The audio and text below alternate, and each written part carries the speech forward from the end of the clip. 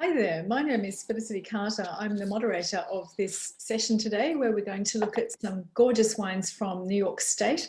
I'm the executive editor of a new startup called Pix, which launches in June, which is a platform for bringing wine lovers together. But I'm not here to talk about me. I'd like to introduce today's panelists. We've got people coming in from all over the world. First of all, can I introduce Colleen and Sebastian Hardy of Living Roots Wine Company, which is an urban winery based in Rochester. Colleen did some work in Australia where she met Sebastian, who comes from quite a well-known wine family in Australia. So I'll get them to talk about the experience, that international experience. We also have Peter Weis, who hails from the Mosel in Germany. I'm actually sitting in the Rhineland-Pfalz, not far from where his family is. It's a really gorgeous spot. So he brings German sensibility to the Finger Lakes. And finally, but not least, we have Kelby Russell of Red Newt Cellars. He also has an international background, having worked in and been inspired by both Italy, New Zealand and Australia.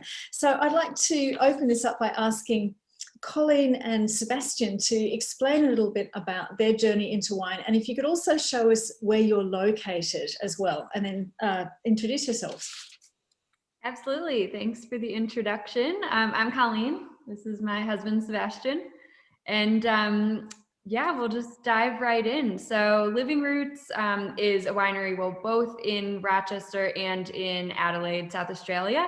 So that's actually where we're tuning in from right now.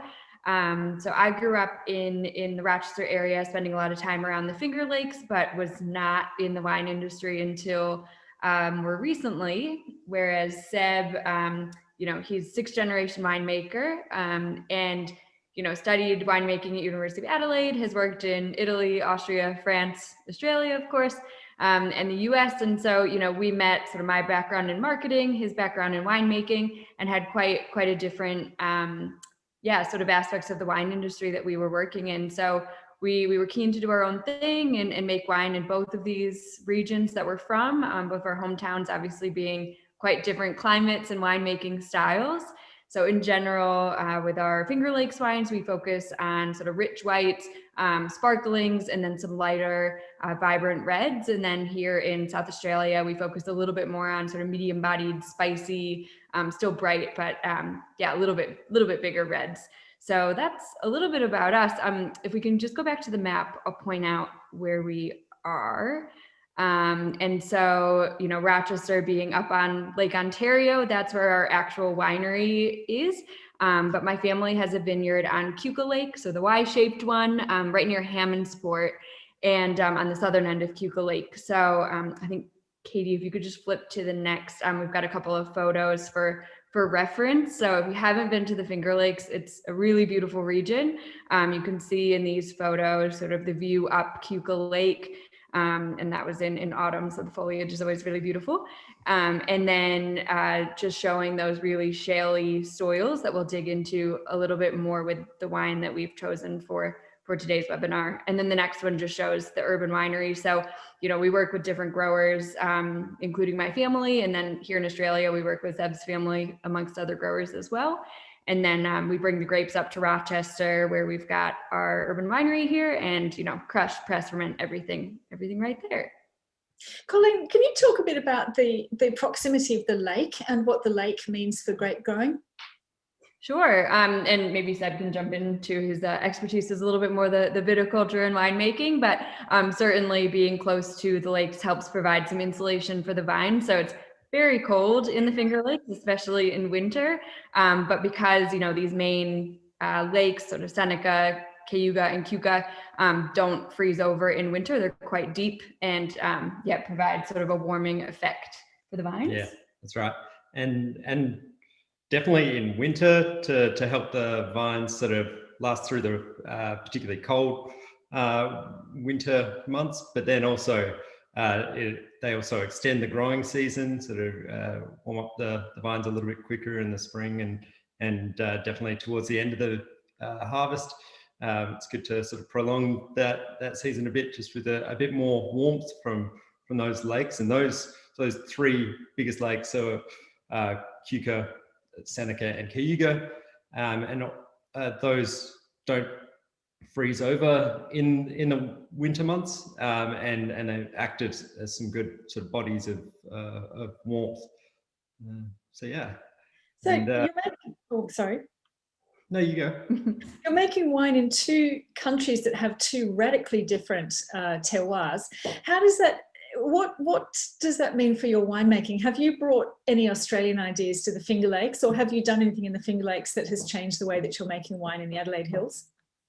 Yeah, definitely. I mean, it's hard to go too much into detail, sort of in a broad spectrum, but lots of little things have definitely sort of crossed over. But in general, it's sort of dealing with sort of different sort of, well, we want the same sort of end goal of balanced wines and complexity, and really to make the wines with minimal input. So all of those things really mean that, well, in general, the Finger Lakes, we want to sort of maximize sun exposure and warmth and whatnot to have a bit more in that way. And then here in South Australia, we'd go more for the cooler areas where my family is sort of in the Adelaide Hills, where it's a bit cooler than elsewhere, and then choosing the right varieties and for that sort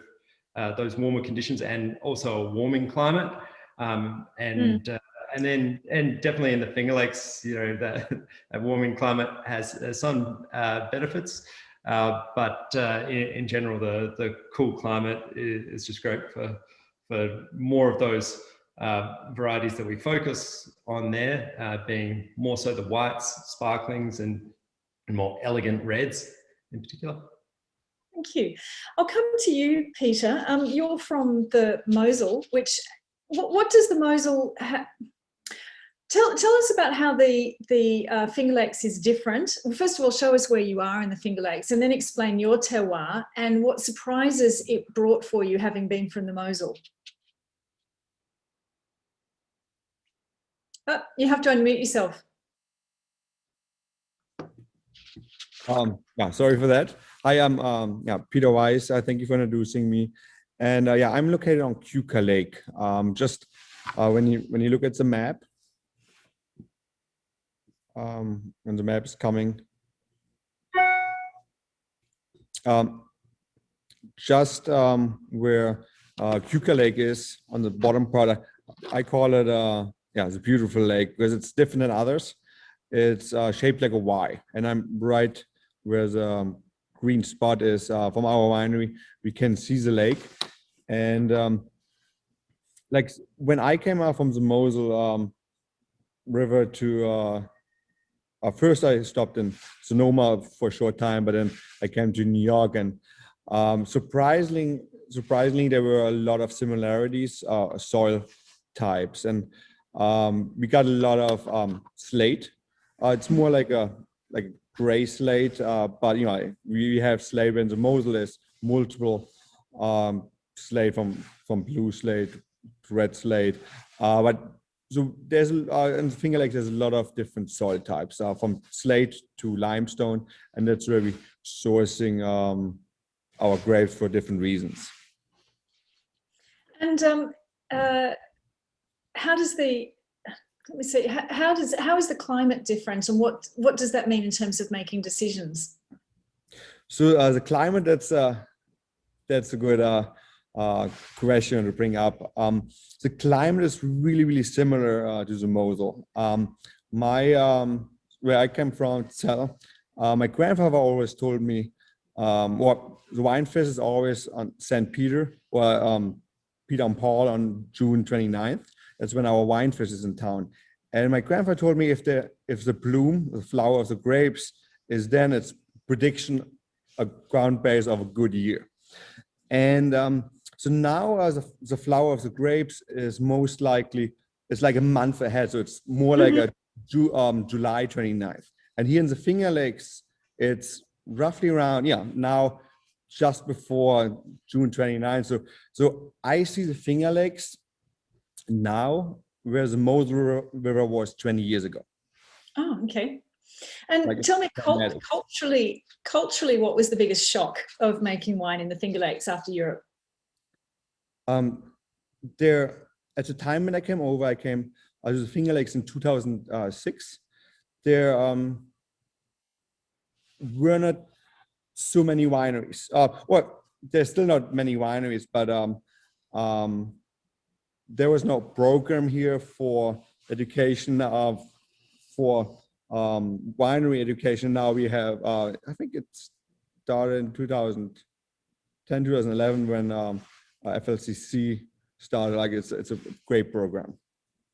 And now, everything is coming. And what made you decide to settle there rather than somewhere else? Like why the Finger Lakes and not Oregon or Virginia? So when I in California, I did an internship at Shook, and from there I meant to go out to Australia or New Zealand to see something totally different, or from home. And I did. One of my friends who I started with worked in New York, and I visited him, and yeah, it was clear I'm going to come here. It was basically home away from home, and seeing different aspects of colder region. But like, so basically a couple of things. It was closer to home, distance wise, but also the wine style. Yeah. All right, so I'll move on to Kelby. Kelby at Red Newt Cellars. Now you've got a very interesting backstory. Do you want to give a little bit of a potted summary of your journey into wine?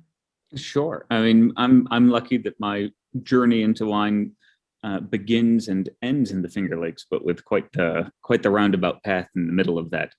So I grew up just north of the Finger Lakes, outside of Rochester, and like many young people growing up outside of Rochester in the 90s and 2000s, thought that when I went to college, I would never come home. This is the era when Kodak was collapsing, and it was maybe not the best time in upstate New York. And I went off to college and was pursuing a path in orchestra management, which was kind of tied into my love for the arts and my love for kind of being able to manage things. I had a knack for it. And like so many of us, I caught the wine bug somewhat by mistake. I was working in Italy to basically just take a summer off. And I traded my work for room and board at a winery in southern Tuscany, and couldn't get the joy of it out of my mind after that. It just stuck with me for my senior year. And the more I was learning more about orchestra management, the less that I was interested in it. And I ended up throwing myself into the Finger Lakes, working a harvest, giving it a try, and then realized that working in the wine industry is a passport around. So I did a harvest after that in New Zealand, in Marlborough, and then back-to-back harvests, well, I guess back-to-back years, one in Tasmania at Piper's Brook, and then at Yalumba in the Barossa Valley, before landing here at Red Newt. Now, I believe you said that you worked with Dr. Frank, is that right? No, I was one of the Peter Bell School. Yeah, right. I was. Sorry. Okay, so I'll ask you the same question. What did you learn from your tour of the wine world from, say, Italy or New Zealand that you brought back to the work that you do at the Finger Lakes? I think quite a few things. I mean, there are some direct things that will relate to the Cabernet Franc that we're going to try in terms of how I learned to handle red fruit. But I think in general, just the love and appreciation for different styles of wine. Especially working in Australia, you see such a radically different version of what wine can be, as Seb and Colleen know. And when you have that openness, it really changes your mindset as a winemaker in the Finger Lakes. Mm. And how did your parents react when you came home after you said you weren't going to live in the Finger Lakes? Were they like, "Yay, welcome home"? Yeah, they definitely were. I mean, they thought that they'd lost me forever, I think. So the fact that I'm you crazy person, we paid for your expensive education and you went into the wine trade. Yes, well, there is that. I mean, I was, they trusted that I would be that I knew what I was doing. I was also the first in my family to get a college degree. So I think it was, I think they probably thought that this was just the crazy sort of thing that happens when you go to Harvard, is that you come back with just absolutely bonkers ideas. Yeah, we just had a really good question that I want to throw open to all of you. Since you've had this very disparate backgrounds, how did you choose the style of wines that you focused on? Because you're all sort of starting from ground zero. You could have made any different choices, but you made these particular ones. So Kelby, I'll ask you, and then we'll work backwards. What made you decide to do the wines that you did?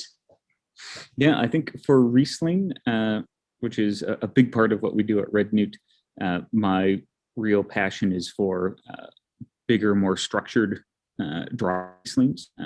I would say more powerful dry Rieslings, which was a style that wasn't particularly being explored in the Finger Lakes 10 or 15 years ago. There's more and more of it now, but that sort of like big smoky style of Riesling, I really love. I love kind of the jagged edges and dissonance of it, to go to a music metaphor. With reds, I picked up, I think the thing that I loved about working in Australia and that I've taken into all my reds is I'm trying to make reds that are really joyful, ones that are just really are a real pleasure to drink, really have a spark to them. And I think that can be as true for cool climate Finger Lakes reds as it can be for big broad Shiraz. There's a similar spirit in what I'm trying to do in either spot. Okay, I realise I'm actually not going to ask the rest of you that question, because we should probably, instead of just talking about wines, we should probably move into actually tasting them while we're discussing them. So some people who are on this call have got some of the wines that we were going to discuss. I don't, because of bloody Brexit. My wines didn't arrive. They're stuck in somewhere, Leipzig, I think, at the moment. So what I'm going to have to do is I'm going to have to get you guys to talk us through the wines. So I'll start with Colleen and Seb. And by the way, they are doing a heroic effort here, because they're answering questions and drinking wine for us at like 2:30 in the morning. So I'll start with you. Why did you choose to plant and work, or to work with the grape growers producing those particular varieties? What were your choices, and how did you decide to handle those wines? And start by telling us about the wine that you've got in your glass. So the wine that we've chosen to share is our first vintage from our estate vineyard, or family's newer vineyard on Keuka Lake in the Finger Lakes. So the name of that vineyard is Sharrow Creek, and as the photos showed earlier, it is particularly shaly soil. It's also quite a steep block with some good sort of afternoon sunlight for that reason. And really, this is sort of a good expression of what I think is lacking a little bit in white wines around the world. I think in a way, some whites with a bit more richness, but also keeping some finesse and varietal character and whatnot. So definitely in Riesling is it suits the Finger Lakes so well, and it has that ability to make all sorts of different styles. And coming from Australia, where we focus on where there are more dry styles, definitely that way. And in the Finger Lakes, it also has the ability, because of the cooler sort of conditions overall, and the slow ripening process, I think it's great for getting some riper, richer flavors, but still maintaining high natural acidity and more elegant and varietal characters at the same time. So while this wine has some riper citrus and even into the stone fruit spectrum, it still has that sort of wet stone, waxy, sort of high-toned varietal Riesling characters, and enough sort of weight and texture to sort of carry it, being bone dry. And that wine is again from our sort of home block on Keuka Lake, and then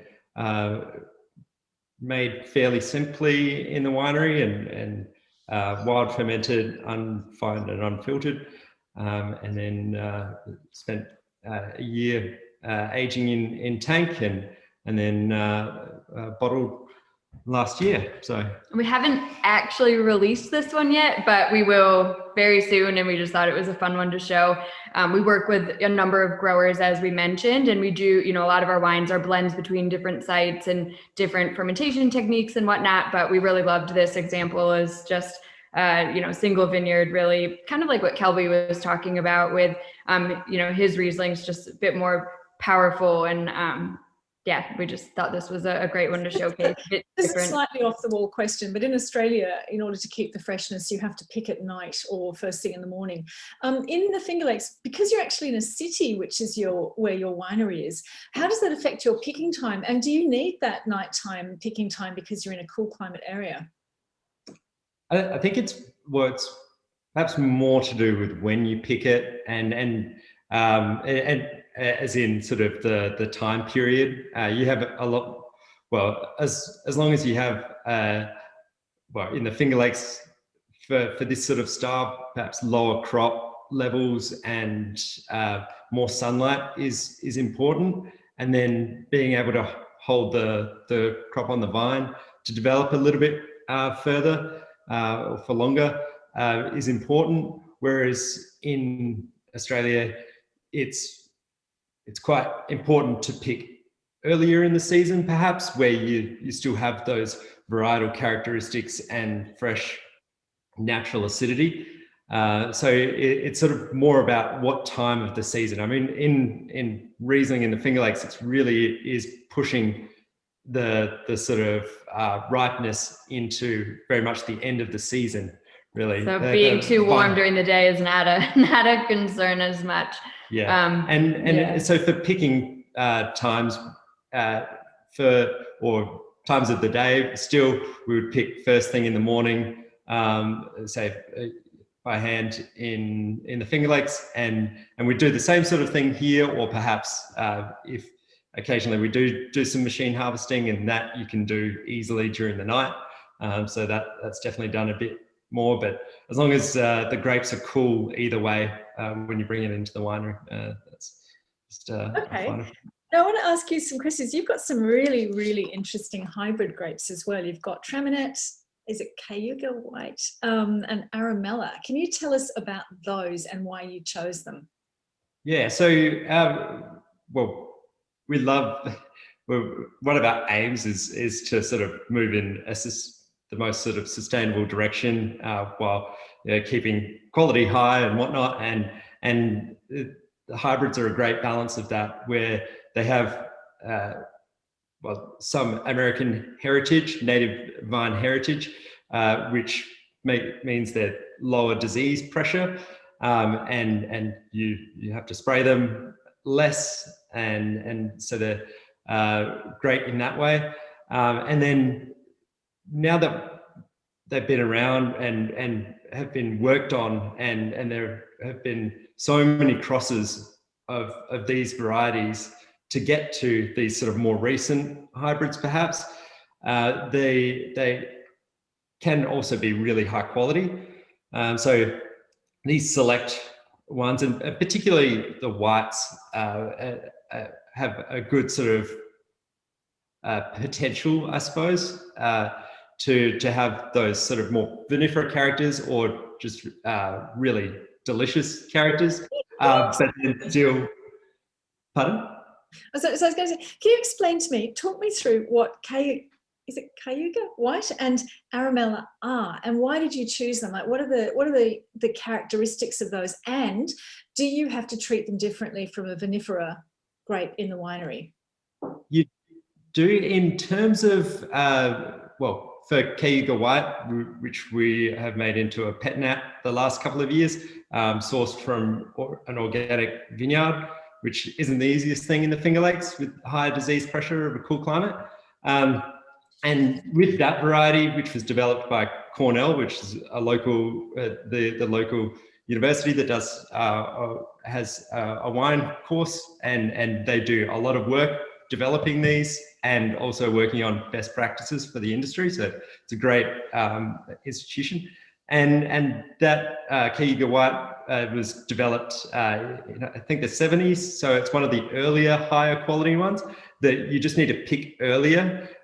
So it also does suit what we're also aiming for, maybe a little bit more nowadays, being that lower alcohol, which also for at least some styles of wine.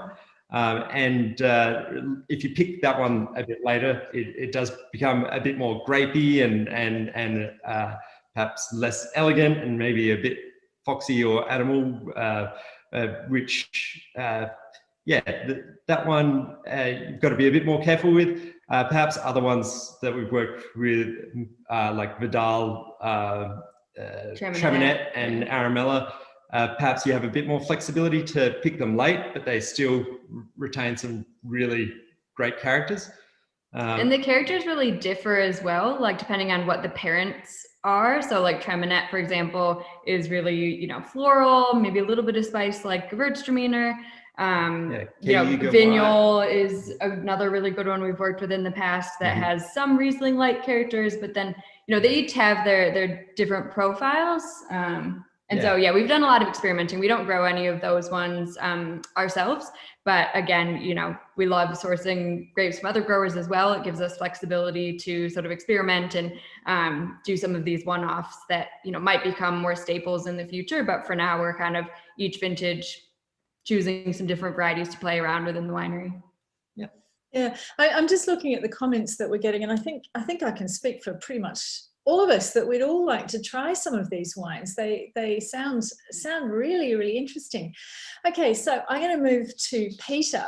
Peter, can you you have brought a Grüne Veltliner to the party. Can you talk us through the wine, please? Yeah, so with Grüne Veltliner, probably most of you know Grüne Veltliner originated from Austria, and I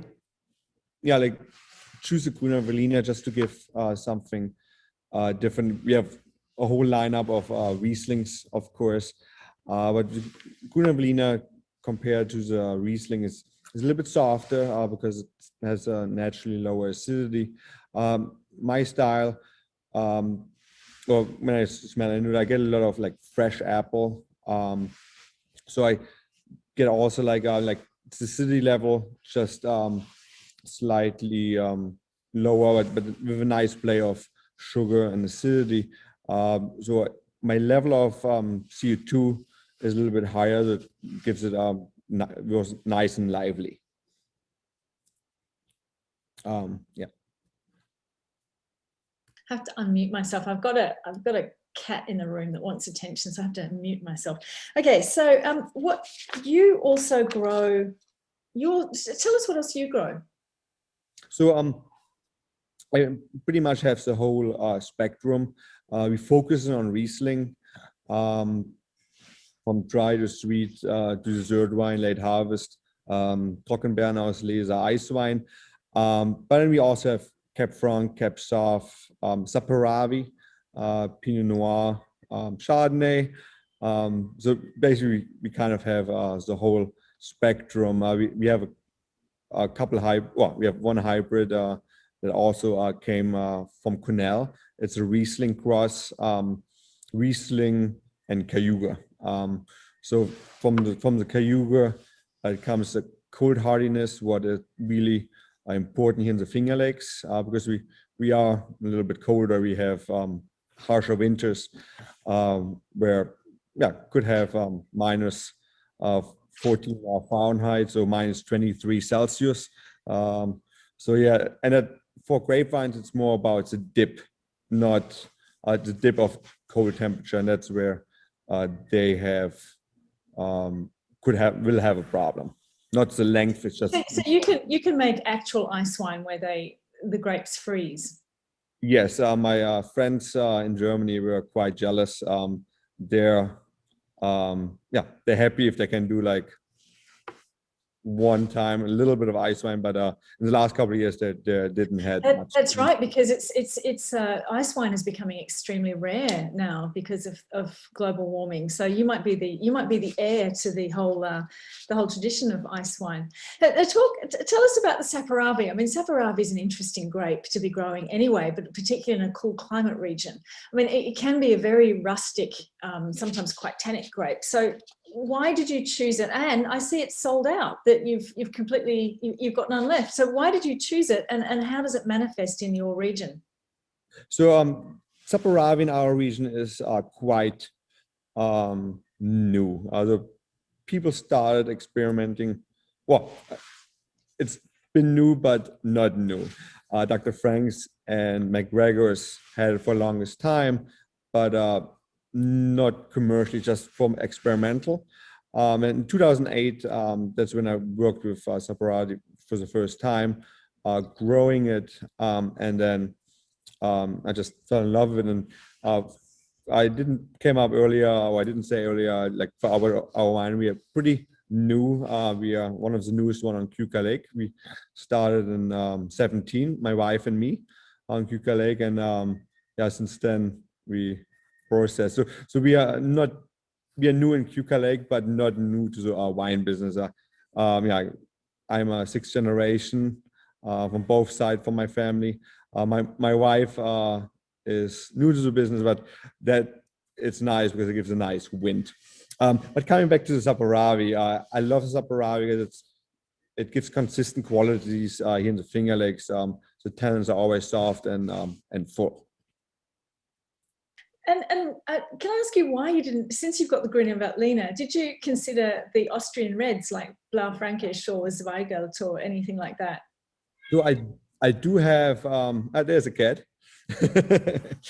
I do have Blaufränkisch. That is one of our best sellers. I like the variety because it also has softer tannins and be ripe every year. Of course, it's a different style. It's not like a Blaufränkisch from Burgenland where they're a little bit higher in alcohol and fuller. But when I visited last January, my friend who lives in Graz, I have family in Austria, and he was quite suspicious about my Blaufränkisch, and he was surprised what we can do here in the Finger Lakes. Okay, so Kelby, I'll come to you, and can you talk us through, first of all, the Cabernet Franc and discuss it and why you planted it, how it manifests, your thoughts about it. And then what I'd like you to do is, talk us through what grapes you grow and why. Yeah, absolutely. I mean, Cabernet Franc has quickly and slowly become the red grape of note from the Finger Lakes. It was planted really in significant numbers in the 90s, but like any grape, it took a couple decades to start to get a handle on it in the vineyard. It's a very vigorous grower. It can take quite a bit of effort to get right through to ripeness in the correct way. But it's a grape that in the last 5 years, I think the examples from the Finger Lakes have been remarkably successful and quite popular. So it's a really beautiful terroir expressive grape. I would say it really expresses the soil that it's grown on, and we have such an amazing patchwork of soils in the Finger Lakes, depending on what the glaciers dropped, that you can have a totally different expression of Cabernet Franc 100 meters away from each other in the same vineyard site, which as a winemaker is fascinating. Maybe as a consumer is a little bit infuriating, but it's something that we love working with. So my Cabernet Franc style, I'm going to ask if we could switch to the first photo that I sent along, which is, there we go, with Peter Gambetta, formerly the red winemaker at Yalumba, or one of the red winemakers, who I had a great time working under. And I picked up a bunch of my techniques for Cab Franc from how he worked with Grenache. So in terms of a crazy cross-cultural pollination there, we have Australian Grenache handling, which was itself based on their assumption of how to make Pinot Noir in Burgundy, now being used in Cabernet Franc in the Finger Lakes. If we can switch to the next photo. There we go. I know glamour shot of me here back during harvest. But red Cabernet Franc for us always comes in right at the end of harvest. We're not worried about acid falling off. We're not worried about too much sugar, so we can really get the fruit beautifully into early November sometimes when we pick it. And it comes in, we whole cluster, process it, usually foot stomp it. That's what the interns are for, because they think that sounds like that I Love Lucy episode that everyone always asks you about when you're out as a winemaker, if you stop the grapes. So the interns do that, all the clusters in, spontaneous ferment after a little cold soak time, and then about a month on the skins and stems post fermentation. And that's the real sort of Grenache trick from Australia. It's a classic thing for a more earthy style of Grenache, and it seems to work beautifully, or I think it works beautifully with Cab Francs here. Yes, our little 1 ton fermenting bins. This is obviously a staged photo because I would never get my nose that close willingly. And then hand punched down, basket pressed off, as you saw with that our glorious basket press in the prior photo. And then the one that, for those who are trying this wine, this goes into stainless steel. It's entirely stainless steel after that process. So it's all about building up a pretty intense wine through fermentation and aging, and then kind of putting it in the brightest and cleanest vessel to let it really come into its own as a finished wine, and really trying to capture, I would say, how beautiful and juicy Cabernet Franc is in the Finger Lakes. That's really the goal of that stainless steel expression. Although as a Riesling winemaker, unsurprisingly, we do a bunch of different versions of Cabernet Franc, because if we can do different versions and bottle different versions of the same thing, why wouldn't we in our context? In terms of other grapes that we work with, I'll just jump right to that. That's for us, we're about 75% Riesling, so we're very heavily Riesling production-wise, a bunch of different styles. Cab Franc is second for us, and then we do Gewürztraminer, Pinot Gris, kind of round out the rest, and then little smatterings of other things that we love playing around with. We have Merlot that does really well. We have Syrah that does really well, and then we do a hybrid grape called Noiré for a fortified style red, which is quite a departure from everything else. And then we do make one local wine out of a white grape called Niagara, which is kind of the white version of Concord, is the best way to put it. Very aromatic, perhaps to its own detriment, but a classic in this area. Kelby, when we had a conversation earlier, you said you could shed some insight on the origins of the hybrids and the work that Cornell is doing with them. Do you want to have a bit of a talk about hybrids in general? Yeah, I mean, the Finger Lakes wine industry is, perhaps to the surprise of people, quite old. It's not a new thing. I think we think of it as a new or emerging region, or constantly emerging. But there's grapes. I mean, grapes have been wildly grown here for forever, for millennia. And then going back into the 1840s and 50s, and that is 1840s and 50s, not 1940s and 50s, you have the establishment of some major sparkling houses working with native grapes, in particular, making tens of millions of bottles a year and exporting them to Europe, where they would win awards, probably surprising people at the time. And this was 50 or 60 years of just millions of cases of production of sparkling wine, usually from natives, and then also from natural hybrid crosses out in the vineyard. They knew that they were having a hard time with vinifera plantings, and they were always experimenting with new crosses and new ways to come up with grapes that kind of suited what they were looking for. Cornell was founded in, I want to say the 1880s, that I'm not as sure on, by New York State. A large part of Cornell University is a land grant college. So its efforts are actually directed towards extension with the farming community through one of its major schools. So in Geneva, New York, on the north of Seneca Lake, you have a remarkable research station that it's where the Geneva double curtain comes from for a training method for all those fine training nerds out there. It's also where a huge number of hybrids have been developed over the years. And as Seb and Colleen said, I mean, they're coming out with new hybrids. I don't want to say every year, because it's like a 25-year process from coming up with one to actually releasing it to market, but they're always working on them. And those hybrids have responded to what the market needs over time. I think that sustainable piece is what they're really working on now, the fact that they need less spray, they need less intensive vineyard management. Whereas, I don't know, I would hazard a guess 100 years ago, pre-prohibition that shut down that sparkling industry in the Finger Lakes, that they were trying to come up with hybrids that were reliably bigger producers, just given that given the volume they were pumping out. Can I throw a question to all of you, which is about hybrids? Is, first of all, how do consumers receive them? Do they notice that they're different from vinifera? Are there people that seek them out because they are hybrids? And finally, are you seeing, because of the growth of natural wine and interest in new styles and petnat and so on, that this is the right moment for hybrids? If you could each have a go at talking through the reactions you're getting, and also, if you could also discuss the market. Do you just sell them from the cellar door, or are there ways to get them into distribution? So we'll start with you, Kelby.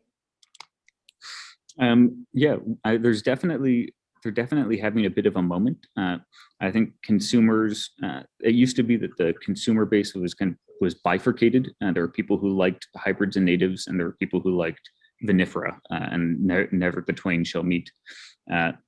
I think the hybrid native crowd is still somewhat its own thing, but the difference is that people who were drinking vinifera only, kind of almost intentionally, kind of in the same way that people say they only drink dry wine to show how cultured they are, people would only drink vinifera.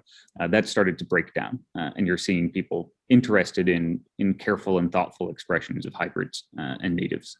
So I think that will only continue. I mean, there's a real connection to them here, and it's something that you can reliably do.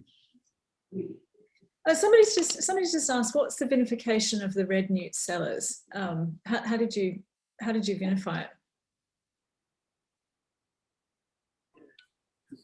Of the Cabernet Franc.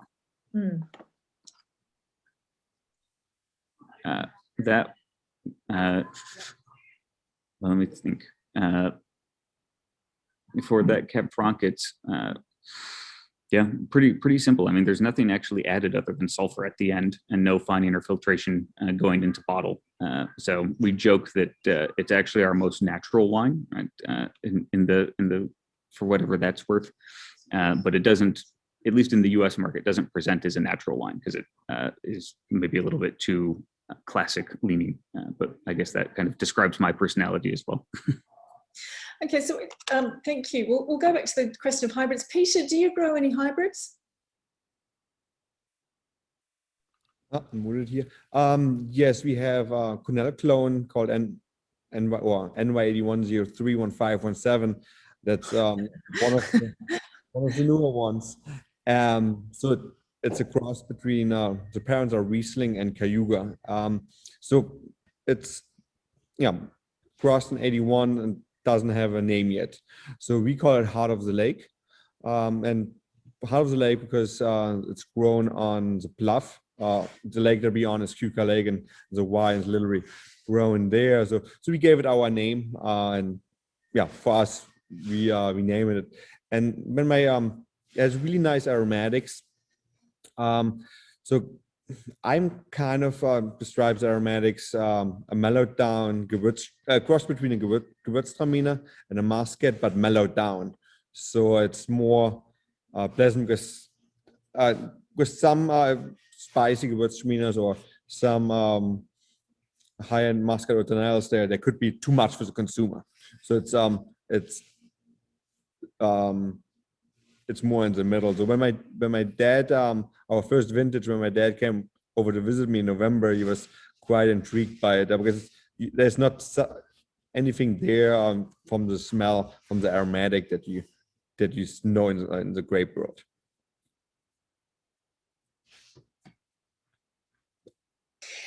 Can you manage them in the vineyard like vinifera, or do they need special treatment, or do they need less treatment? They need less treatment. One big part about this variety is that there's not as winter, that they're more winter hard, and they're not having as potential for botrytis. You don't have to spray as much than Riesling. Peter, I had a quick question about your Grüne Veltliner, which is, give me a second, let me find it. Is it just bottled, or have you used lots of SO2? It has been bottled last April. So there's a lot of CO2, but SO2 is not, so it shouldn't be that high. Okay. All right. Colleen and Seb, I'll just ask you very quickly to comment on hybrids and what you're seeing in terms of market reaction to them. Yeah, so I think this kind of new wave of sort of potential high quality hybrids are kind of a mix between people sort of wanting a bit more sustainable sort of growing techniques or whatnot, including us and a lot of different consumers. So the sustainability and coming from the lower sprays, less sprays, and perhaps ability to do it organically if you want, and then the fact that they nowadays are sort of higher quality, and you have especially some of the newcomers to new wineries. They're not, well, the traditional wineries perhaps have been sourcing them from larger vineyards and perhaps a bit more crop and perhaps a bit more sweetness. Whereas and that's for the sort of, has been for the existing hybrid market that Kelby was talking about. Nowadays, with more especially younger generation, that's more adventurous drinkers, and there's more of a focus on sustainability, having these sort of drier styles and perhaps lowering the crops to increase the quality, and it's more about these other sort of aspects that are drawing people to hybrids. Yeah, and I think the style is so much a part of the market and the acceptance of it. So for us, we've done a Riesling Traminette blend that is reminiscent of just an off-dry Riesling, but it has this added complexity from the Traminette. Or we've done Pet Nat with a few different hybrids now, and those have been really consistently going well for us in the market, both in the tasting room, but also like our first wine that we just actually our first export from the Finger Lakes we just did a few weeks ago to Canada, and they took our Cayuga White Pet Nat through the LCBO. So we do see a lot of potential for them, both sort of direct to consumer but distribution as well. I'm glad you said the word export, because that brings me to my final question before I throw it open to everybody, which is, how ambitious is the Finger Lakes? If you had to talk about in terms of, do you see, have you personally got plans to export? And how much do you see yourself mapping out Grand Cru vineyards and so on? And final question, if you could predict the future of the Finger Lakes, like from where you are now, how do you think it'll evolve in the next 10 to 20 years? All right, so we'll start with you, Colleen and Seb. So export, yes, thank you. I was trying to remember what the first part was. We are definitely keen to export. So, we started Living Roots, we started making the wines in 2016. We opened our tasting room at the end of 2017. And so really through sort of 2018, 19, our focus was direct consumer. And then 2020 was meant to be the year we really focused on distribution, and we all know how that went. So 2021 is the year. So yeah, our push this year is really focused on distribution, both in the US and in other markets. So we are very keen to export. And then when it comes to the future of the Finger Lakes, we see it just continuing to grow. I think both physically and, number of wineries will continue to grow. You see, Peter coming over, Seb coming over. There's another winery near both of us on Cuca, a French couple who came over to make wine. It is a region that's attracting winemakers for a variety of reasons. And I think that will continue. And I also think kind of on the world stage, the Finger Lakes will continue to get more and more recognition. And, I think the styles are what people are looking for right now, with more elegance, high acidity, lower alcohols. They're excellent food wines. And so I see that those strengths just continuing and strengthening over time. Well, you're in a physically very good place. I mean, the fact that you're literally cool climate when a lot of other places are not so cool climate as they were. But in terms of ambition, do you see the Finger Lakes becoming a fine wine area? Is that what you want to do, or how ambitious are you? I think it is a fine wine area. Yeah, that's right. But in the past, it's definitely had, as we say, a lot of sort of natives, hybrids, and sort of wines at different sort of quality levels, but also sort of price points or whatnot. And I could see both the higher quality sort of continuing to sort of grow, but then also some of the sort of lower quality aspects, or just a change of style, I guess, and perhaps a bit more focusing more on the sustainability and a bit drier palate than perhaps currently a lot of other wineries might.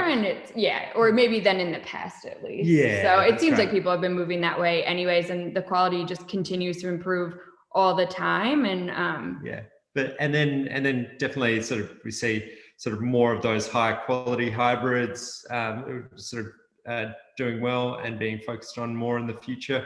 And yeah, as we say, some more lower alcohol options and lighter reds too, like Cab Franc, like Kelby mentioned, that's one that we love in the Finger Lakes as well. Pinot, hard to get your hands on, but there can be some really nice expressions. And then Gamay is one that I think everybody wants to plant right now, but we just can't seem to get our hands on the material.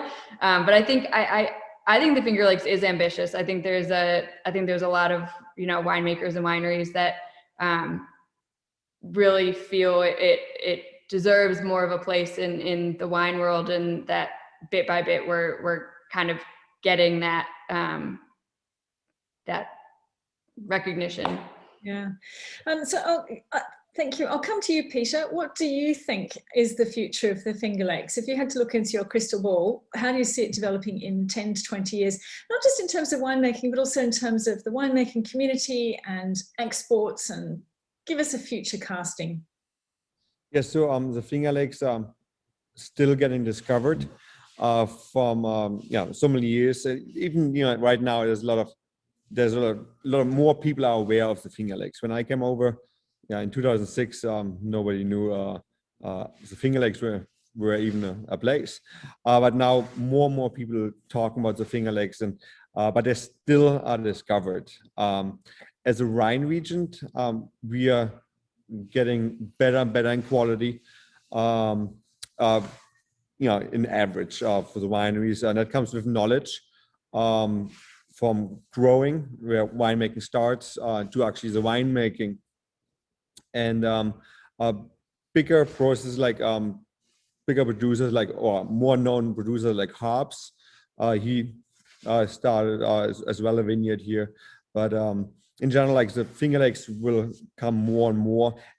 Export-wise, we will export, but I think it will be like a smaller portion. But if you can get a hand on, because New York drink New York, so there's still. I try to export, but I think the majority will be consumed in New York. I'm hoping for 5%. And final word to you, Kelby. What do you think in terms of the future? Look inside your crystal ball. Yeah, I think I would think, looking from the strange past year we had, which was actually a great year to be in the Finger Lakes. The vintage was amazing, but we also became the place for everyone on the East Coast of the US to come visit, after being, it's like always the bridesmaid, never the bride for the Finger Lakes the last 2 decades of always being, oh, we'll get there someday, we'll get there someday. And we finally had really great visitors across the board. Those visitors demanded different things of the wines and of the level of service here, which I think is for the best. I think it put upward pressure on an industry that's otherwise been able to kind of rest on its laurels with just selling everything out the door. I know for Red Newt, and I think for many of us, we're starting to push export more and more. We realize that we're not going to be price competitive on the low end around the world, nor do we really want to be. That's not really, that doesn't have to be the template for export. It doesn't always have to be New Zealand Sauvignon Blanc. It can be, it can be interesting fine wines. And I know, at least growing up in this area, being able to export the wines and see the wines on wine lists around the world, whether they're mine or anyone else's, is a real, always just feels really special. Feels like it means all that much more that we're bringing the Finger Lakes to other people and proving what the wines can be. Well, on that very positive note, I am now going to say thank you very much to everybody who was our panelist. And if anybody has any questions, now's the time to ask them, but I'm going to hand this back to you. Questions? Anybody got any questions? No, not yet. All right, so I think what I'll do is I'll say thank you very much to everybody, especially to people who got up at 2 o'clock in the morning. I stayed awake until 2 o'clock in the morning for our guests from Australia. Thank you very much, and thank you everybody who's been who came along. I think it's a fascinating insight into a region that really is on the way up with all of that cool climate and the acidity and all of the things that oh, actually, no, look, we've got a final question. How big is the total area of Finger Lakes vineyards? Does anybody know? And does anybody know if Riesling's the main variety? Total area. Ooh, that's well, it's tough. The most planted varieties in the Finger Lakes are actually the hybrids and natives. Okay. In terms of, and I'm blanking on the numbers. I want to say it's maybe 2/3, 1/3 in terms of hybrid native versus vinifera. Amongst the vinifera, Riesling's the most planted, I think followed by Chardonnay, perhaps. And I haven't seen my bar graphs in a little while. In total area, I would think somewhere in the neighborhood of, I don't know, 2,000 or 3,000 hectares ballpark. Oh, so it's actually quite small. All right. On that note, I am definitely going to say good night to everybody, and or good afternoon or good morning or wherever you are in the world. And thank you so much for joining us for this insight into a very, very interesting and up and coming region. Thank you.